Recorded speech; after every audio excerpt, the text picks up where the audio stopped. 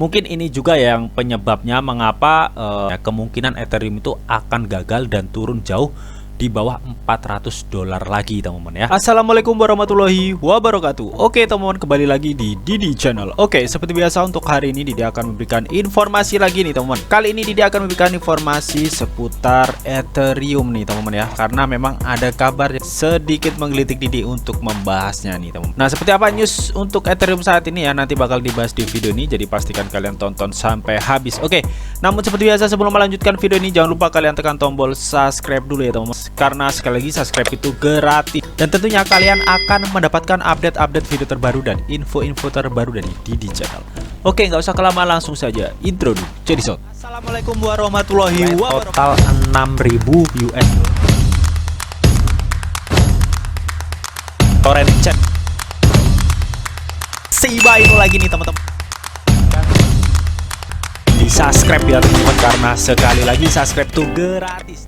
Nah, oke teman-teman, di sini Didi sudah masuk di CMC atau di CoinMarketCap. Seperti biasa sebelum kita melanjutkan pembahasan mengenai news Ethereum ya, kita cek and dicek dulu kondisi cryptocurrency saat ini teman-teman. Di mana saat ini ya, dalam kurun waktu 24 jam Bitcoin mengalami penurunan 3,58% teman-teman ya. Jadi ada penurunan lagi nih. Tepatnya saat ini level Bitcoin itu berada di level 38.000 US dollar ya. Disusul Ethereum, penurunannya lebih besar dari Bitcoin ya, sebesar 4,50% dalam kurun waktu 24 jam, dan saat ini Ethereum itu berada di posisi 2.500 US dollar teman-teman ya. Oke.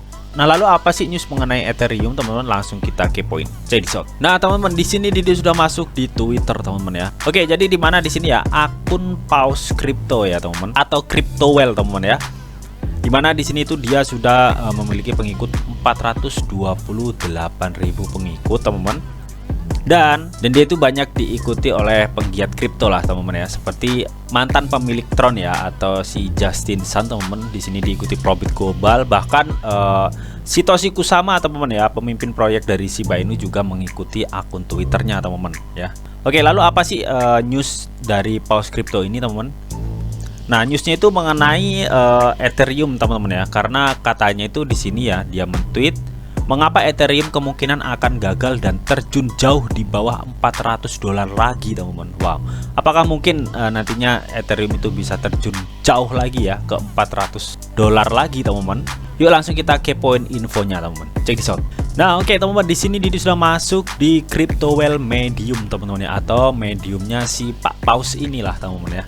Nah, di sini dia itu menuliskan sebuah info melalui artikelnya ya, mengapa Ethereum kemungkinan akan gagal dan turun jauh di bawah $400 lagi teman-teman, katanya ya. Apa sih alasannya yang menyebabkan si CryptoWell ini mengatakan hal tersebut teman-teman ya, bahwa Ethereum itu akan turun di bawah $400 lagi? Oke, jadi kita kepoin teman-teman. Nah, jika kita ketahui teman-teman ya, dalam beberapa tahun terakhir memang si Ethereum itu sangat meyakinkan banget ya, yang mengungguli Bitcoin nih dalam bidang project, dimana kita kenal ya Ethereum itu sebagai rajanya dApps dan smart contract teman-teman ya. Namun ini tampaknya itu akan segera berubah nih, kata CryptoWell teman-teman ya, karena Ethereum saat ini menghadapi persaingan ketat di ruang kripto cuy. Nah, menurutnya ada banyak koin di luar sana yang ingin seperti Ethereum ya, meskipun hanya sekedar lebih baik teman-teman ya. Artinya itu banyak di luar sana itu tidak ada terobosan-terobosan baru seperti Ethereum ya, yang dikenal dengan terobosan smart kontraknya teman-teman. Namun kripto di luar sana itu lebih menciptakan teknologi seperti Ethereum, namun hanya lebih baik gitu teman-teman ya. Nah, menurut CryptoWell ya teman-teman ya, jika Ethereum di sini tuh tidak cepat beradaptasi teman-teman, itu bisa menjadi space untuk cryptocurrency atau ruang untuk kripto lainnya menyusul posisi Ethereum saat ini teman-teman.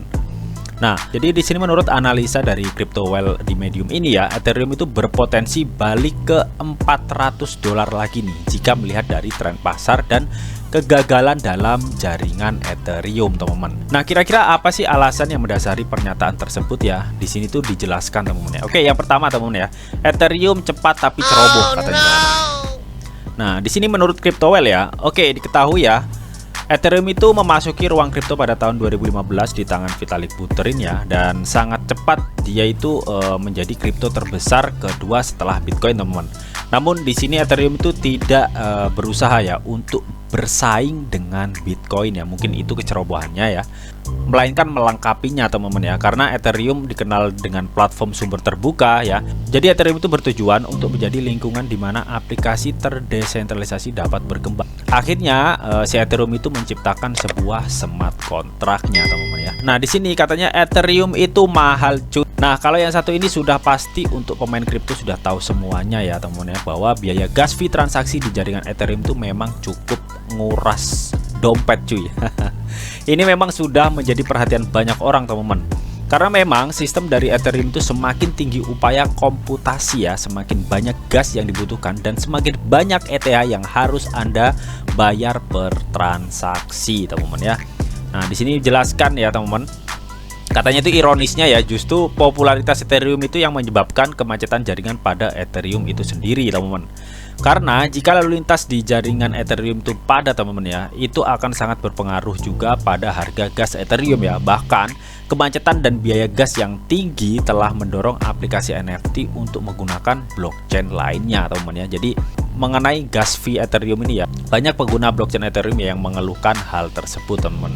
Mungkin hal ini salah satunya juga ya yang membuat pengguna Ethereum itu agak kurang tertarik lagi nih dengan si Ethereum teman-teman. Nah di sini kata analis JP Morgan nih, jika hilangnya saham NFT mulai terlihat lebih berkelanjutan pada 2022 tahun ini teman-teman ya, itu akan menjadi masalah yang lebih besar untuk penilaian Ethereum katanya teman-teman. Nah diketahui teman-teman, kapitalisasi pasar Ethereum itu telah turun ya dari 568 miliar dolar ya teman-teman pada Agustus 2021 ya, menjadi sekitar 320 miliar dolar per hari ini teman-teman, kata di artikel ini ya. Jadi cukup turun hampir 50% ya, berarti cukup turun sekitar 40%-an lah teman-teman ya.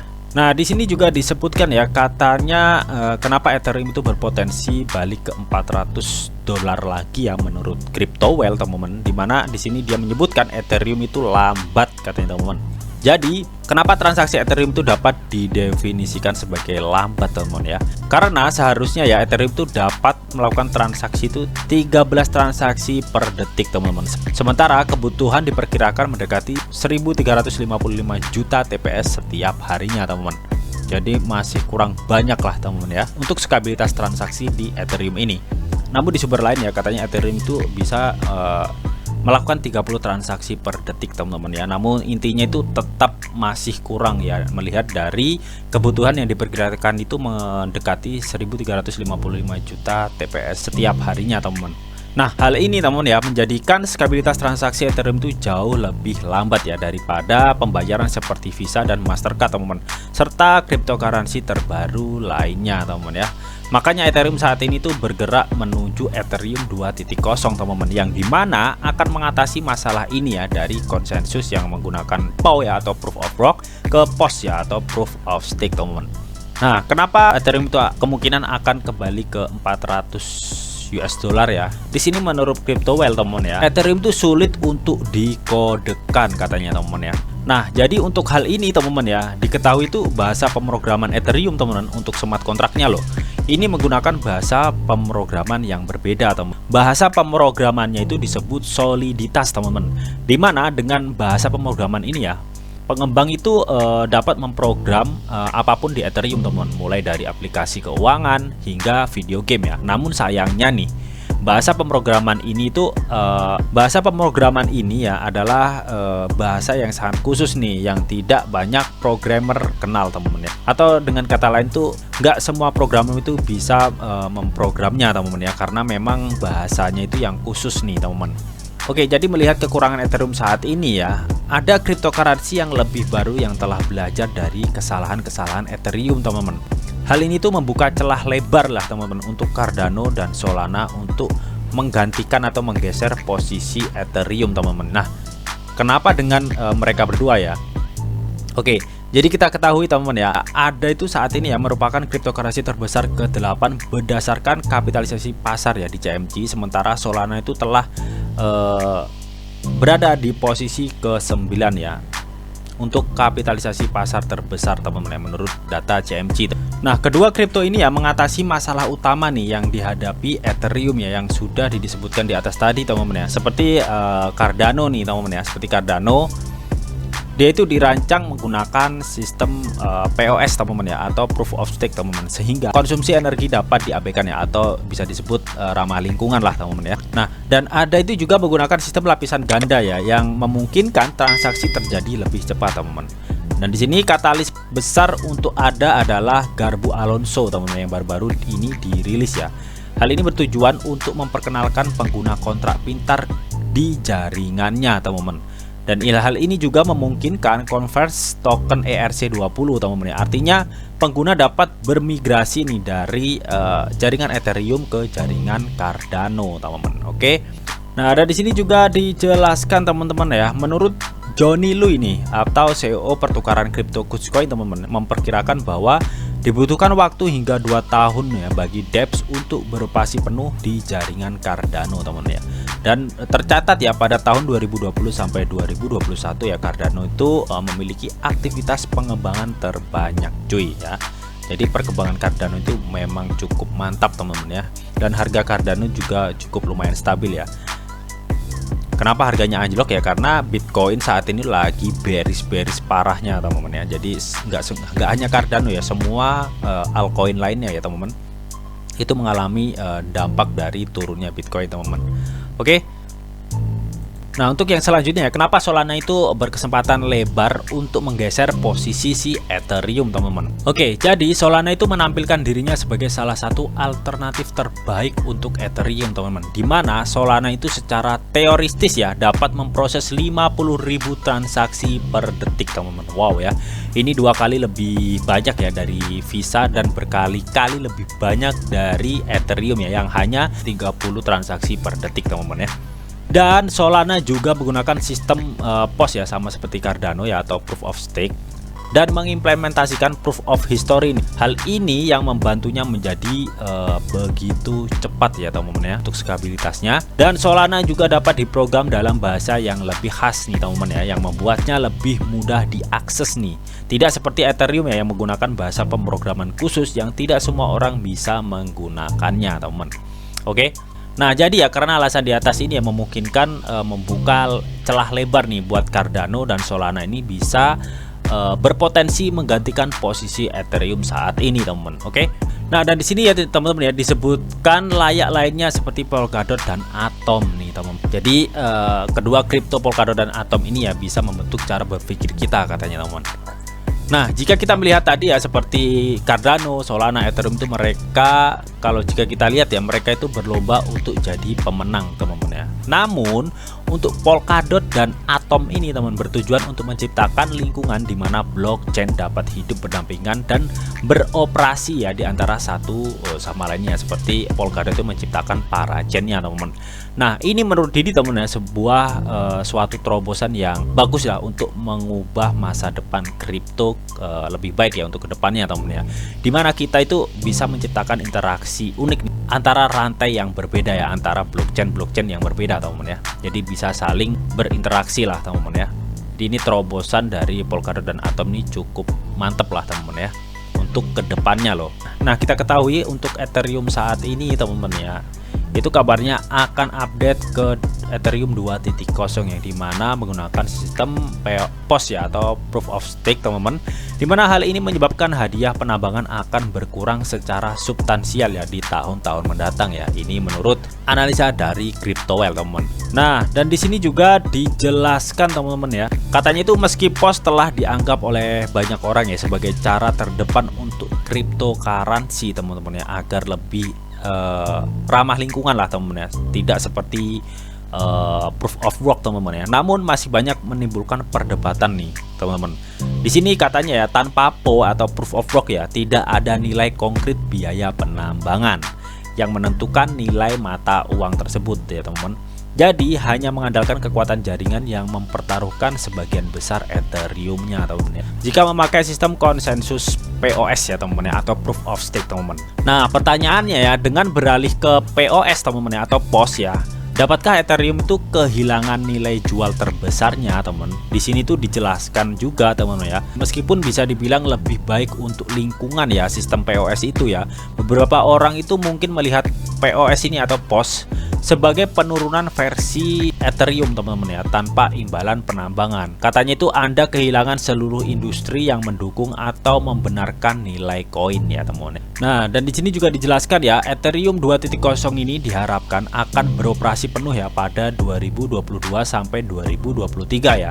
Nah, katanya pada saat itu mungkin sudah terlambat nih, teman-teman. Soalnya banyak alternatif Ethereum yang disebutkan di atas ya, yang sudah menawarkan kecepatan superior dan biaya lebih rendah ya, seperti tadi Cardano dan Solana, teman-teman. Jika proyek seperti Polkadot dan Atom itu berhasil ke depannya, maka apa yang akan terjadi di masa depan nih adalah ekosistem cryptocurrency yang jauh lebih terfragmentasi dan beragam nih, teman-teman. Nah, dan kita akui ya, saat ini Ethereum itu menjadi rajanya dApps dan smart contract, teman-teman. Namun apa jadinya jika semua dev ini mulai menyebar ke blockchain yang lebih terkonsentrasi atau lebih bagus lagi, teman-teman ya? Tentunya ini menyebabkan Ethereum itu akan berhenti menjadi pemimpin dan harga bisa turun dengan cepat, teman-teman. Ini menurut pendapat dari Info CryptoWell, teman-teman ya. Mungkin ini juga yang penyebabnya mengapa CryptoWell ini menganalisa ya dan mengungkapkan pendapatan ya, kemungkinan Ethereum itu akan gagal dan turun jauh di bawah $400 lagi, teman-teman ya. So, bagaimana menurut kalian mengenai pendapat atau analisa CryptoWell ini, teman-teman?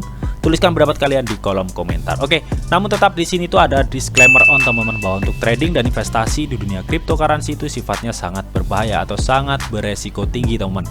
Jadi, bijaklah kalian dalam mengelola atau memanajemen keuangan kalian. Semua keputusan yang kalian ambil adalah tanggung jawab kalian masing-masing. Di sini Didi hanya memberikan informasi yang Didi tahu untuk kalian semua. Oke, mungkin itu aja yang bisa Didi sampaikan di video ini. Semoga bisa bermanfaat. Jika kalian suka video ini, jangan lupa kalian klik like, share, komen, and di subscribe, teman-teman, karena sekali lagi subscribe itu gratis. Dan tentunya kalian akan mendapatkan update-update video terbaru dan info-info terbaru dari Didi Channel. Oke, sampai jumpa.